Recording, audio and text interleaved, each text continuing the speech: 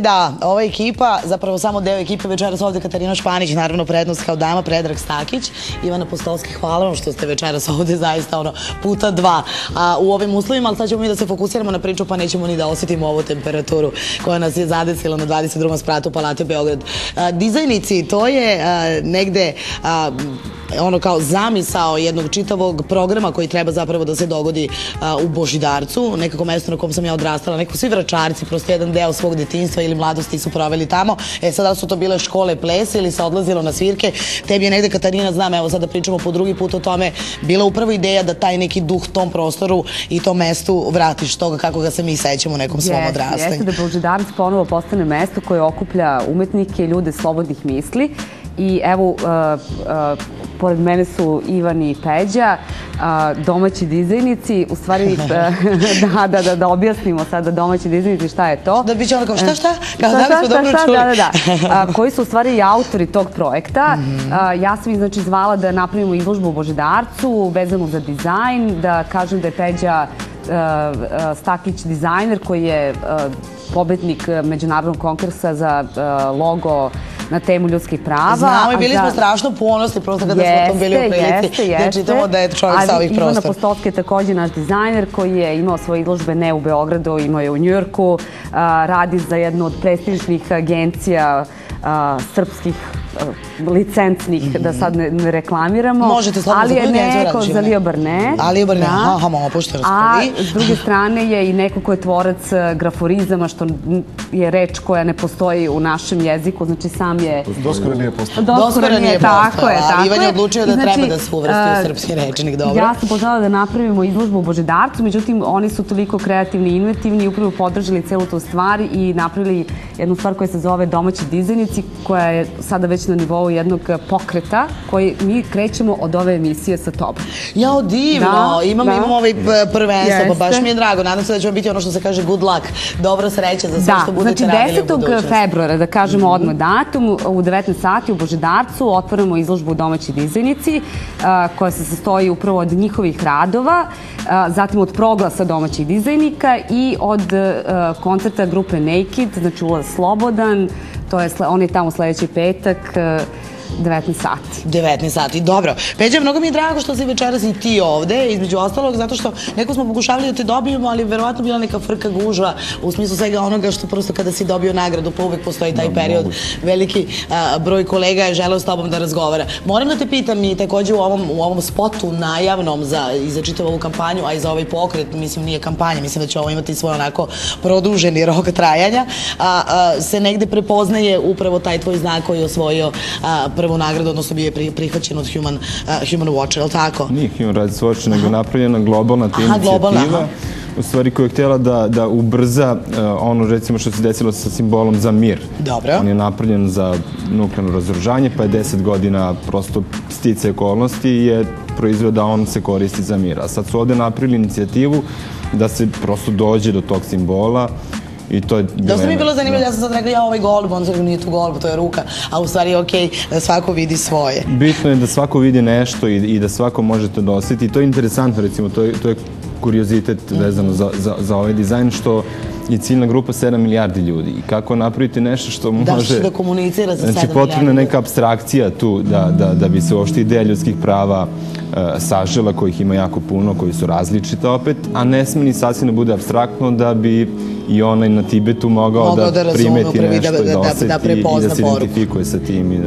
Da. Recimo u tom nekom procesu, koliko je to dugo trajalo u tog trenutka prosto kada je negde konkurs bio otvoren, da bi ti došao do ovog rešenja? Pa Ivan je inače i moj prijatelj. Dobro, divno. Jako dugo se znamo i družimo. U stvari on mi je i ukazao na ovaj konkurs i rekao, evo, ovo je prava stvar za tebe, znajući i te neke moje ljudske ambicije. I tu želju za angažovanje, pretpostavljamo, da? Ja verujem da čovjek ne može biti dobar u bilo kojoj profesiji ako pre svega ne radi na tome da bude dobar kao čovjek. Slažem se u potpunosti, o tome smo pričali malo pre što ste vi stigli. Možda i previše insistiram na tome, ali on to dobro zna kao moj prijatelj i on mi je to i preporučio. I ne znam, trajalo je onako poprilično, bilo je tu i drugih nekih ideja. Bila je još jedna ideja sa kojom sam ušao u 100 najboljih, ali eto, ova je pobedili. Pobedila, divno, baš mi je drago.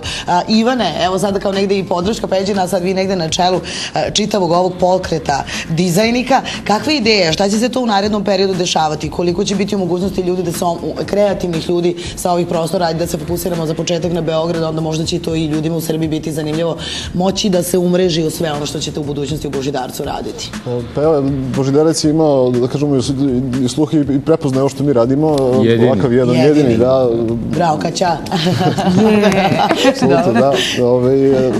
Pre svega to je jedan pristup dizajnu u kome se vidi taj neki naš stav.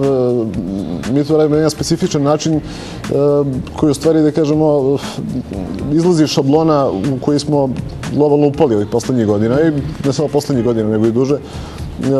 Način na koji radimo je takav da prvo se mi iskazujemo na neki način, pokazujemo neki naš stav. Simbolizam koji koristimo u dizajnu je specifičan, počeli smo i od ovog simbola Peđina za ljudska prava, u njemu se mnogo stvari sagledava i to je nešto što je nama dvojici zajedničko. Mi jako puno kombinujemo razne simbole i razne značenje u onom što radimo i kad se to prepozna i ljudi prepoznaju te simbole, vide i razumiju priču i vide da i oni mogu tako neku priču da ispričaju. I svakodnevno vidimo da jako veliki broj ljudi može da pričate neke priče o kojima sad govorimo i da prepoznaje sebe u takvom jednom stavu i takvom jednom pristupu i želi da se iskaže. Evo, Božidarac je, da kažemo, krenuo sa promovisanjem jednog takvog stava i jedne takve priče koje kreće od našeg dizajna. Prvo nas, a onda i ostalih, jer domaći dizajnici u ovoj ideji htjeli smo sad u jeku ovom predizborni kampanje i sve da malo isprovociramo ljudi nekim životnim temama, jer ne radi se samo ni... I to mi je zanimljivo, taj savjet, evo slušajući Ivana, naravno nekako upravo to, životne teme.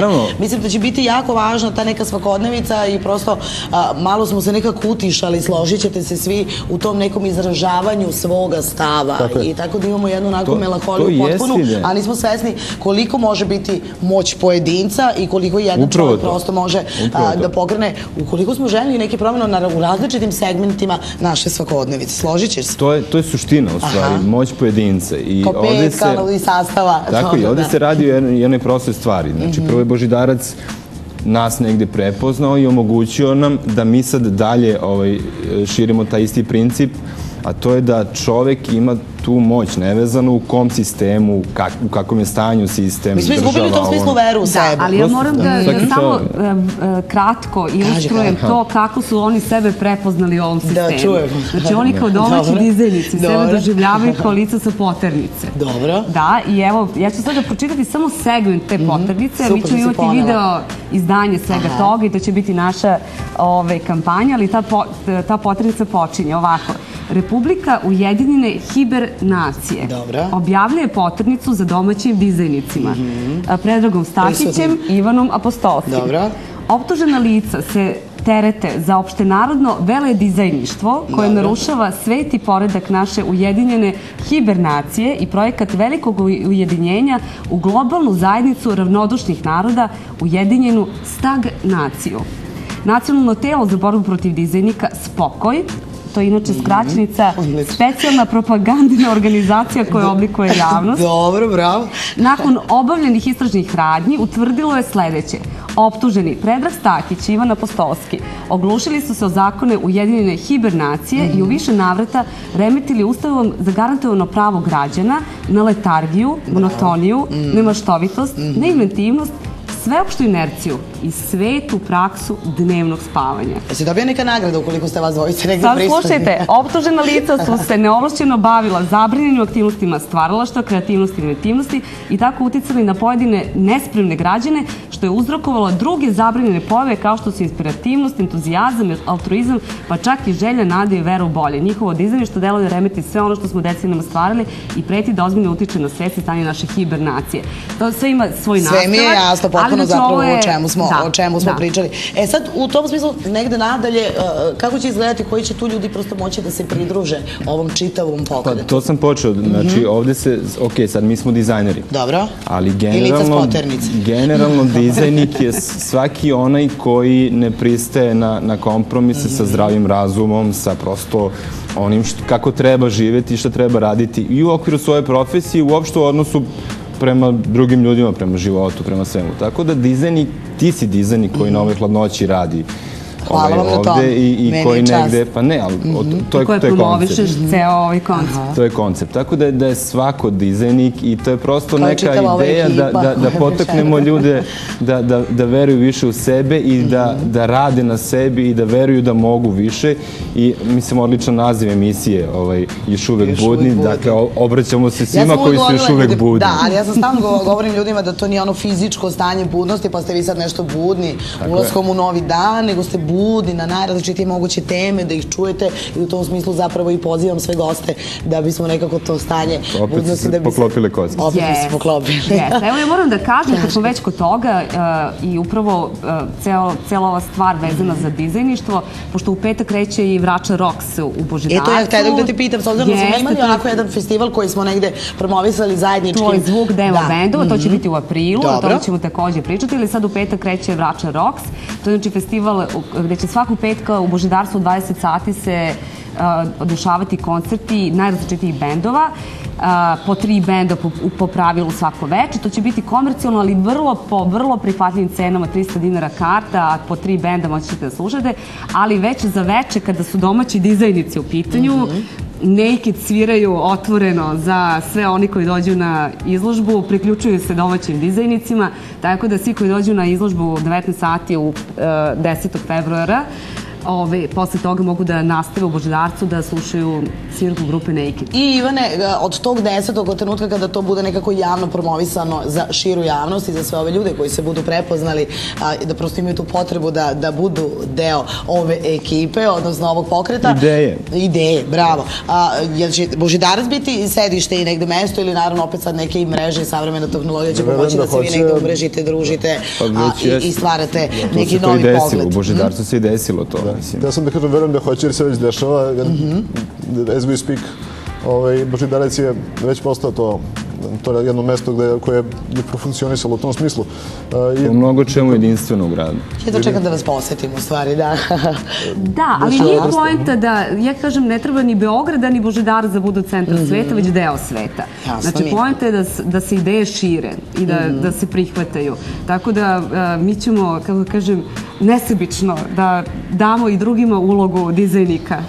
Naravno, htio sam da kažem i da je krajnje vreme da neke ideje ovog tipa i neke aktivnosti ovog tipa treba da prestanu da se samo šeruju po Facebooku i da ljudi jedni drugima daju linkove, da to gledaju i da to bude to i život ide dalje. Nego akcija.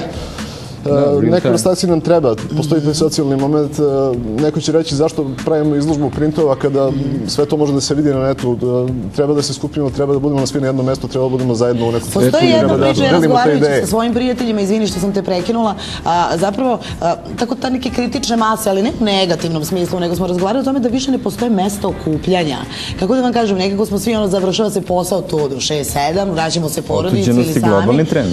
I to je kao otuđenost i globalni trend i kao, mislili smo da je čak negde možda smišljeni koncept u onoj varijanti teorije zavere, da je sve manje kafana u Beogradu, zato što je kafana i u prošlom veku, a i pretprošlom bilo mesto okupljanja, odatle su počinjale mnoge ideje kada govorimo o toj ideji osvešćivanja i te snage pojedinca. Tako da evo, mislim, kažem i Božidarac i još neka mesta, i kao što su izložbe i sve to što ćete vi u budućnosti organizovati će zasigurno biti mesta prepoznavanja za sve dizajnike. Koji se prepoznaju kao dizajnici koji žele da vreme sa drugim dizajnicima i uživo dele te ideje. Jasno mi. Ljudi, puno vam hvala. I tebi puno hvala. Moram da ti kažem, dok sam njih dvojicu slušala kako pričaju, videla sam kako izlazi pare iz usta, koliko je hladno u ovom studiju. Ja moram samo da pozdravim još jednog važnog dizajnika, Srđana Ćešića. A da, našeg druga Srđana Ćešića. Srđane, dobroveče. Koji će nam, koji nam pomaže u tom video izražavanju vezano za našu kampanju dizajništva i naravno idejno i tako dalje. Dobro vam je počelo. O tom potom, tu smo, evo, zaista ovako smo krenuli, ovo je samo početak, slavan u svakom slučaju, na ovoj temperaturi, nadam se da se vidimo u nekim boljim uslovima sledeći put, zasigurno kod vas 10. februara, a onda ćemo zapravo pratiti sve ove faze kroz koje budemo prolazili. Jeste, dođete u Božidarac i već sad u petak u 20 sati sviraju Sinestezija, Dibidus i Fandango bendovi, oni otvaraju festival Vrača Rocks. Vrača Rocks zaista će svirati, a zapravo Vračarci i ovi bendovi dosta zanimljivi u ovom muzičkom trenutku kada je srpska muzička scena u pitanju. Opet kada govorimo o članovima sastava Dibidus, to je već jedna ozbiljno sastavljena ekipa sa već dugogodišnjim muzičkim iskustvom. Ukoliko pratite muzičke tendencije i dešavanja, onda znate zapravo koga se očekuje u petak uveče u Božidarcu. Ljubim vas, puno vam hvala što ste večeras bili ovde. Hvala tebi, dizajnice. To je bio uspeh. U 12